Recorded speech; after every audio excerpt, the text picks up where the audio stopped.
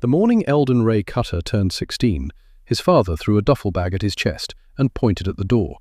It hit him hard enough to knock the air out of him. He had $6 in his pocket and no idea where to sleep that night. He stood on the gravel driveway for a long moment. The Kansas wind was blowing cold off the fields. His father didn't say another word. He just walked back inside and let the screen door slam shut behind him. That sound, that clap of cheap aluminum, it stayed with Eldon for the rest of his life.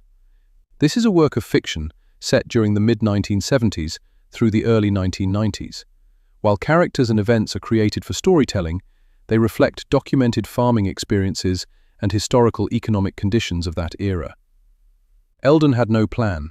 He was a thin kid, maybe 140 pounds, with hands that were already too big for his body. His mother had died 3 years before.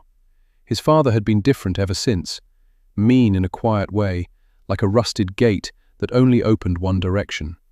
He walked 4 miles down County Road 18 toward the town of Hardale, Kansas. Population 2,400. One diner, one grain elevator, one bar that also served as a hardware store on weekday mornings. He knew most of the faces in this town. He hoped one of them would remember his mother. The first face he saw was Norma Steck. She ran the diner. She was a large woman with a grey braid and an apron that was always slightly burnt on the left side. She saw him through the window, saw the duffel bag, and waved him in without asking a single question. She fed him eggs and toast. Then she called Walt Beal. Walt Beal was 63 years old. He farmed 340 acres of wheat and milo outside town. He had one bad leg from a baler accident in 1961. He needed someone who could climb, carry, and work without being told twice. He did not need complications. He told Eldon this on the phone with Norma listening in. Eldon said he understood. Walt said, $12 a week, a bed in the equipment shed, and meals at the house. You stay out of my way and do what I say, and we won't have any trouble. Eldon said that sounded fine. He showed up at Walt's place with his duffel bag before sundown. The equipment shed was not much. It had a cot, a bare bulb on a cord, and a kerosene heater that smelled like old socks. The floor was packed dirt. There was a rusted Oliver 88 tractor sitting in the corner like a sleeping giant. It hadn't run in years. One rear tire was flat. The seat was cracked leather, bleeding stuffing like cotton clouds. Oil had leaked across the floor beneath it in a dark stain, shaped like a map of nowhere. Eldon didn't touch it for the first 3 weeks. He just looked at it every morning when he woke up. He thought about how a machine like that could change a person's situation. Then he went to work. Walt ran a tight operation. He had a John Deere 4020, a 1968 model, 90 horsepower diesel, the real workhorse of that era. It had a dual power transmission and could push through wet ground better than almost anything else its size. Walt kept it clean. He knew what a tractor was worth. Eldon learned everything he could by watching and doing. He learned how to check injector lines for air. He learned why tire pressure mattered during planting. He learned what an overheated hydraulic pump smelled like before it failed. Walt didn't teach him these things on purpose. Eldon just paid attention. By October, Walt trusted him enough to solo operate the 4020 during wheat planting. That was real trust. That was more than his father had ever given him. At night, Eldon started looking at the Oliver 88. The Oliver 88 had been manufactured between 1947 and 1954. The one in Walt's shed was a 1951 model. It had a 6-cylinder gasoline engine. At full power, it could push about 52 horses, not a lot by 1975 standards, but enough to pull a 2-bottom plow through decent soil. The problem was, it hadn't been started in at least 5 years. Walt said a valve had gone bad. He said he'd meant to sell it, but never got around to it. One Friday night, Eldon asked if he could have it. Walt looked up from his supper. Have it? Yes, sir.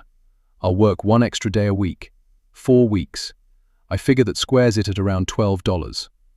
Walt chewed slowly. He looked at Eldon for a long time. Boy, that tractor isn't worth $12 the shape it's in.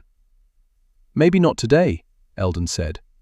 Walt sold it to him for $200 on a payment plan, $10 a month out of his wages. It took Eldon 20 months to pay it off. But on January 3, 1976, the Oliver 88 legally belonged to Eldon Ray Cutter. He was 17 years old. He celebrated by eating a peanut butter sandwich alone in the equipment shed and going to sleep. Here is what most people don't understand about fixing old tractors. The parts don't cost that much. The knowledge does. Knowledge takes time. Time is what a 17-year-old kid with no school and no money and no family has in large supply. Eldon got a Chilton repair manual for the Oliver 88 from the county library. He read it under that bare bulb every night for 2 months. He made notes on a grocery bag because he couldn't afford a notebook. He drew diagrams. He memorized part numbers. The valve seats were worn.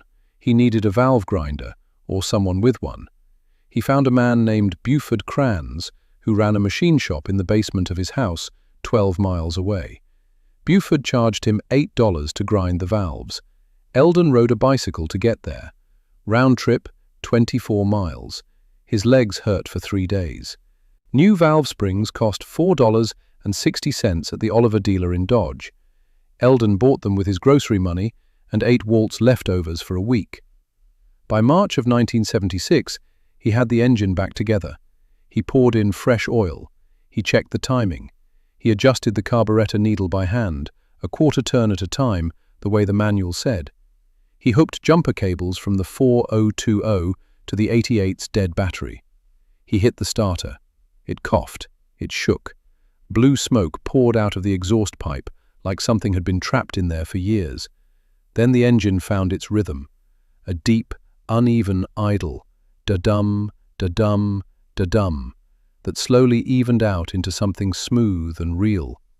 Eldon sat in that cracked seat and put his hands on the steering wheel and didn't say a word for a full minute. He was 18 now. He had a running tractor. He had $3.40 in his pocket, and for the first time in a long time, something felt possible. Time jump, spring 1978. 2 years later, Eldon was still at Walt's place. He was 20 years old, lean and weathered, with a permanent squint from working in the sun. He'd taught himself to weld by burning through about 40 feet of scrap wire on Walt's old Lincoln arc welder. He could replace a clutch plate, set a carburetor, rebuild a hydraulic cylinder. He had saved $640. That was everything he had. Walt's neighbor, a man named Harlan Pruitt, died in February. His widow, Clara Pruitt, was selling the farm equipment at auction in April. She wasn't selling the land, her son was taking that, but the equipment was going. Eldon drove his Oliver 88 to that auction. There were 7 other tractors on the block that day. A 1965 Oliver 1650, a pair of older Farmall M's, 2 International 560s, a Massey Ferguson 1100, and a John Deere 3020 with a cracked block that the dealer had trucked out, hoping to unload on somebody desperate. Eldon didn't bid on any of them. He bid on a 1967 Oliver 1650. It was a 6-cylinder diesel, 80 horsepower. It had a bent front axle and a seized power steering pump, and one of the rear hydraulic remotes was shot. Nobody else wanted it. Eldon got it for $410. He paid in cash. Clara Pruitt shook his hand and looked at him with quiet concern. "You sure about that thing, son?" she asked. "Yes, ma'am," he said. "I just need the parts that work." He had $230 left. He drove both tractors back to Walt's shed and started tearing the 1650 apart the next morning. Here is what Eldon understood that other people didn't. A broken tractor isn't a broken tractor. It's a collection of parts, some working and some not. The ones that work have value. If you can separate them out, you can sell the good parts for more than you paid for the whole machine. The 1650 had a good engine block, just needed new rings and a hone. It had 4 good hydraulic cylinders. The transmission was solid. The rear axle housings were straight. The front axle, yes, was bent, but the front wheels and hubs were perfect. Eldon spent 6 weeks rebuilding that 1650. He replaced the front axle with one he sourced from a wrecked 1964 Oliver 1550 in a junkyard in Liberal for $45.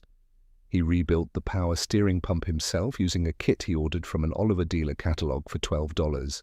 He flushed the hydraulics, replaced all the seals, repainted the hood. By July of 1978, the Oliver 1650 ran better than it had when Harlan Prewitt bought it new.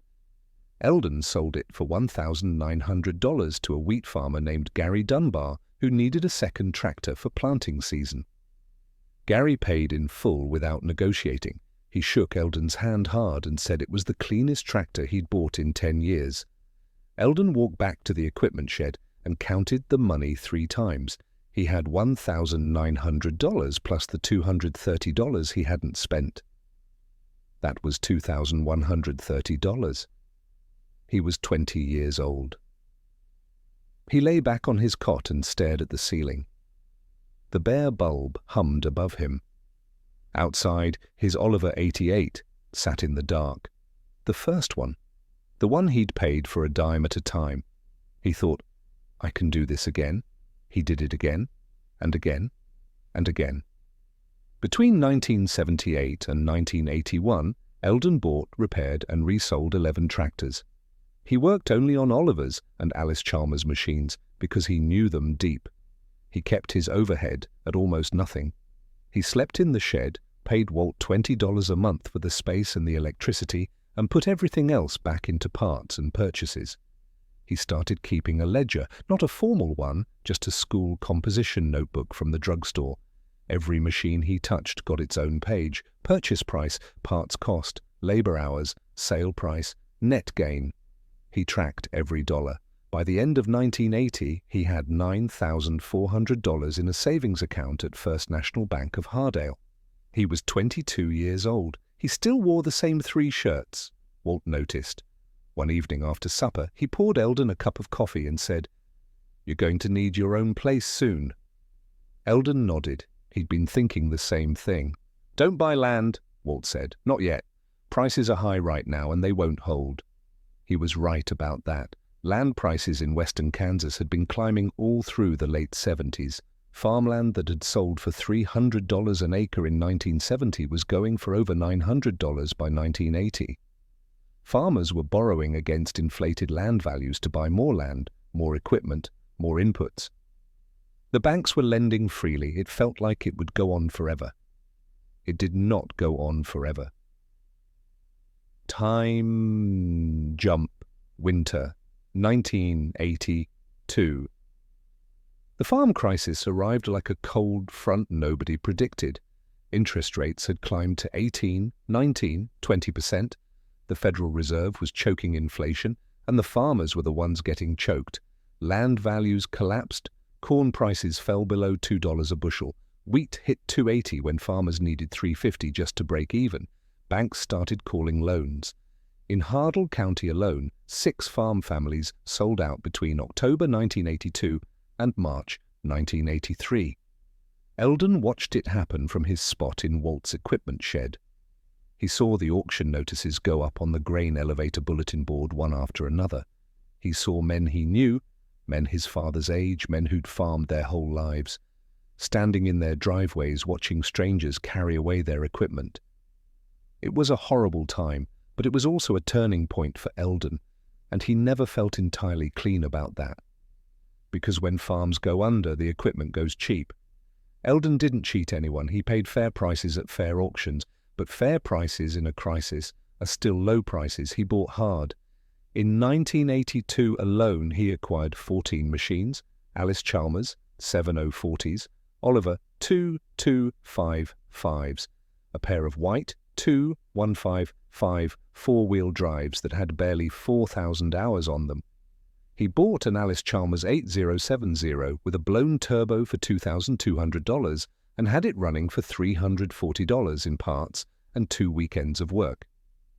He needed more space. Walt's shed couldn't hold it all anymore. He rented an old implement dealership building on the south edge of Hardale, 12,000 square feet, concrete floor, a parts room in the back, 3 hydraulic floor jacks and a 2-ton engine hoist that came with the building. The rent was $280 a month. He signed a 1-year lease and felt sick to his stomach for a week afterward. That was his first real overhead, his first real risk. He named it Cutter Implement, not because it sounded impressive, just because it was his name and it was honest. Walt died in the spring of 1983, a heart attack in his field, next to his John Deere 4020. The ambulance got there too late. Eldon helped Clara Pruitt, and it was the original Clara, not Pruitt's widow. He'd gotten confused with names over the years in his ledger. He helped a neighbor named June Vass arrange the service. He sat in the second pew because he felt he didn't deserve the first. Walt had left him one thing in the will, the cot from the equipment shed, the actual cot. Eldon laughed when the lawyer read it out, not because it was funny, but because it was so exactly right. Walt wasn't a man for sentiment, but he was a man who noticed things. Eldon put the cot in the back office of the implement building on South Main. He slept on it for the next 4 years. Time jump, summer 1985. The business was real now, not a hobby, not a side operation, real. Eldon had a rotating inventory of 20 to 30 machines at any given time. He had one employee, a man named Dale Fuqua, 38 years old, who'd lost his own farm in Meade County in 1984 and needed work badly. Dale was a better welder than Eldon and a faster parts hunter. He could find an obsolete part number in 30 minutes that would take Eldon 2 hours. They were a good pair. Eldon paid Dale $14 an hour, which was good money in 1985. He also paid Dale an end-of-year bonus based on total sales. Dale told him once that it was the best job he'd ever had, which made Eldon feel both proud and a little sad. The first setback came in August. A farmer named Roy Beagle bought a rebuilt Alice Chalmers 7060 from Cutter Implement, paid $7,400 for it. It was a good tractor. Eldon had put new injectors in it, rebuilt the injection pump, replaced all 4 tire inner tubes, and repainted it top to bottom. He had 68 hours in that machine. 2 weeks after Roy drove it home, the transmission input shaft cracked. It happened during planting. The tractor locked up in the middle of a field, and Roy couldn't move it for 3 days. Roy called Eldon angry, very angry.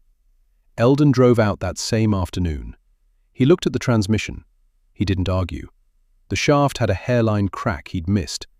It had been there when he bought the tractor, hidden under old grease, invisible until stress split it open.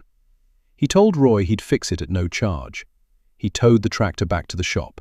He bought a new input shaft from an Alice dealer in Wichita for $610.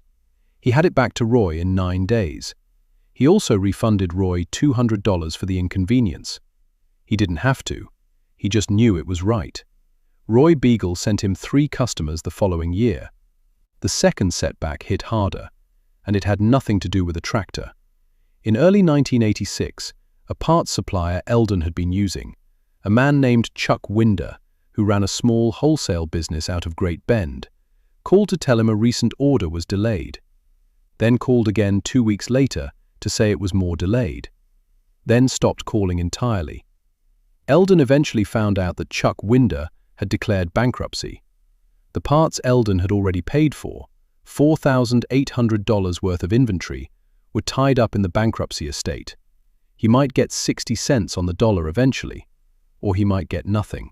He sat in the back office on Walt's cot for a long time that night. He ran the numbers in his head. He could absorb the loss, but only if nothing else went wrong for the next several months. He told Dale the next morning. Dale didn't flinch. He said, "Well, we'll work with what we've got." That was all. Eldon appreciated the simplicity of it. They spent the next 3 months sourcing parts direct from dealers and through a new supplier in Salina. It cost more per unit. Margins got thin, but they didn't stop. By November of 1986, they were back on solid ground. The Winder money, Eldon eventually recovered $2,760 of the $4,800, showed up 14 months later in the form of a check from a bankruptcy trustee. He used it to buy a rebuilt engine hoist and took Dale to dinner at the Hardale Diner. Norma Steck brought them coffee and looked at Eldon across the counter, the same way she had when he was 16 and carrying nothing but a duffel bag. "You're doing all right," she said. He shrugged. Working on it. Time jump, fall 1988. By 1988, Eldon was 30 years old. Cutter Implement had grown beyond what the building on South Main could hold.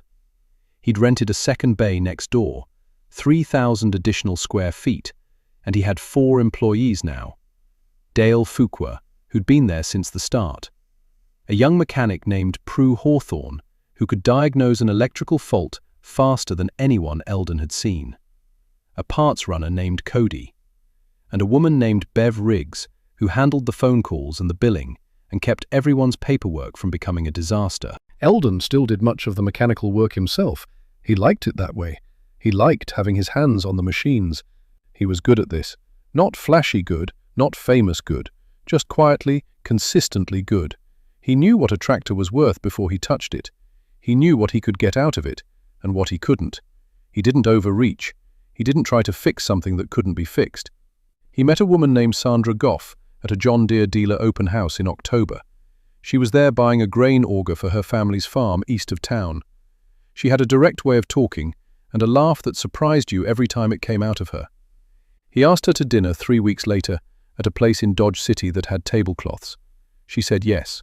They married in June of 1989 at a small ceremony in the Hardale Methodist Church. Norma Steck made the cake. Dale Fuqua wore a jacket that didn't quite fit his shoulders.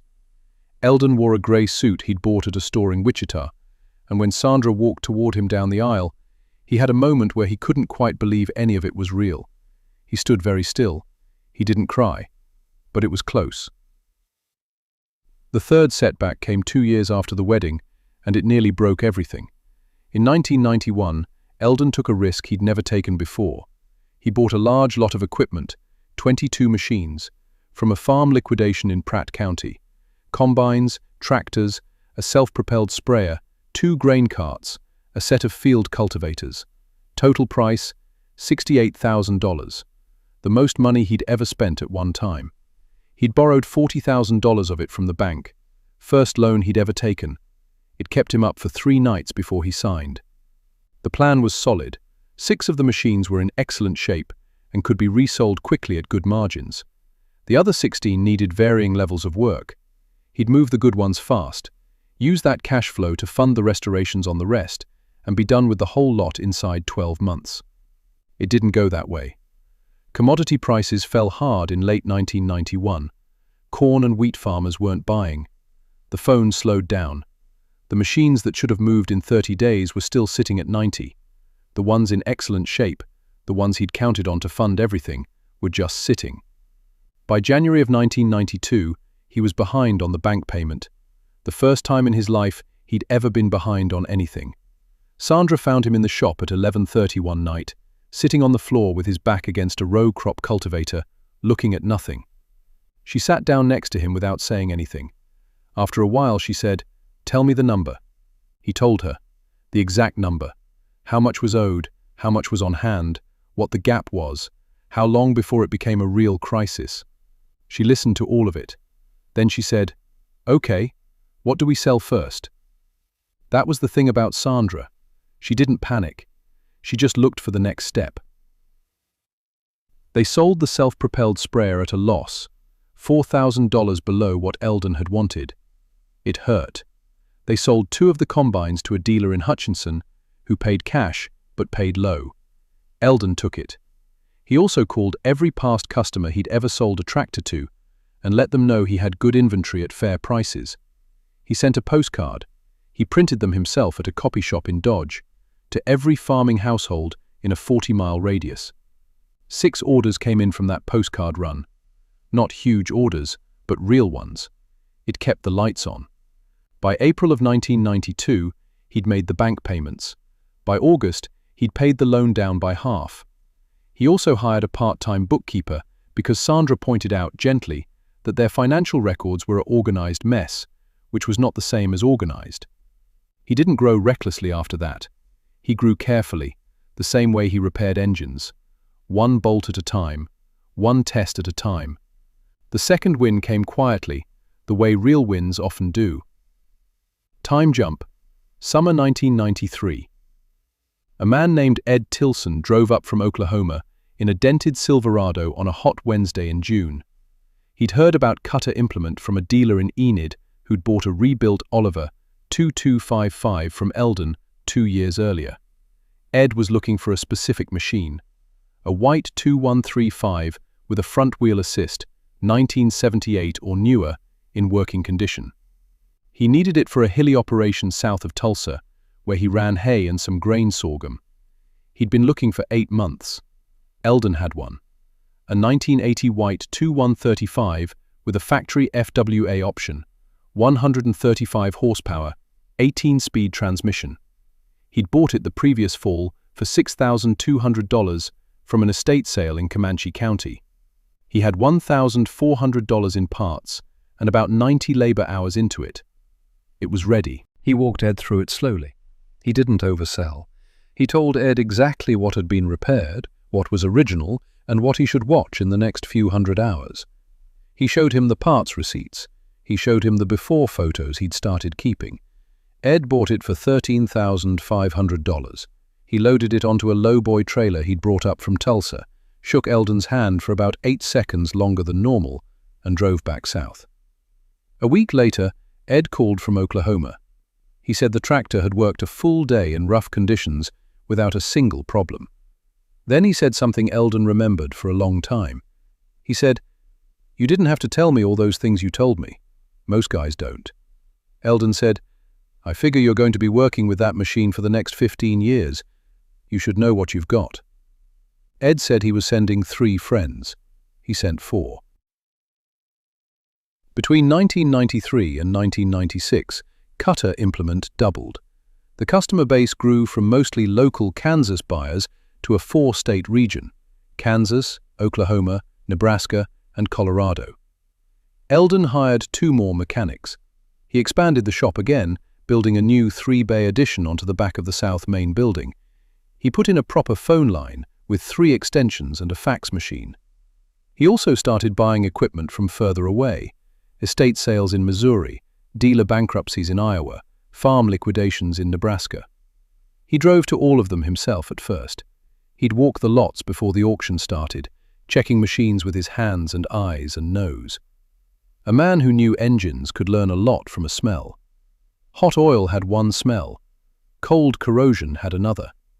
A cracked block, if the engine had been running recently, had a smell all its own. Sandra came with him sometimes. She'd drink coffee out of a thermos and read while he walked the lots. Occasionally she'd look up and say, "What about that one?" pointing at something he'd already decided on 3 minutes earlier. He always said she had good instincts.